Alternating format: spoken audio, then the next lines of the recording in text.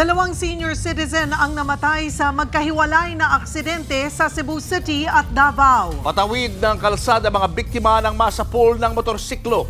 Yan at iba pang disgrasya sa Frontline Report ng ating Visayas correspondent John Aroa.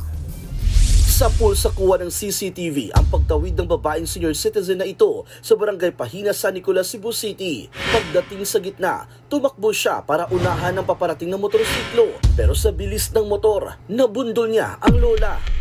Naisugod pa sa ospital ang 72 anyos sa Hermosilla Alivio pero namatay habang ginagamot. Inaresto ang 18 anyos na rider na isang Indian national. Tumanggi na siyang magbigay ng pahayag. Sa huli, nagkaarigluhan ng rider at pamilya ng biktima.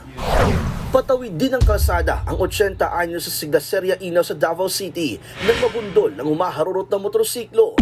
Sa lakas ng impact, tumilapon ang biktima sa gilid ng kalsada. Dinala pa si Inaw sa ospital pero namatay din kalaunan ang driver ng motor na pag-alamang minor de edad. Nagtamo rin siya ng mga sugat at bali sa katawan. Nagpasya na din ang dalawang kampo na mag-arigluhan at sasagutin ang lahat ng gastusin sa nasawing biktima. Kuha naman ng dashcam ng isang SUV ang video na ito. Kitang nagbigay daan ang driver sa isang elf truck na lumabas sa isang kanto. Pagkalampas ng truck, biglang nasalpok ang SUV ng humaharurot na van sa kasalubong na linya. Nauwi yan sa karambola ng tatlong sasakyan.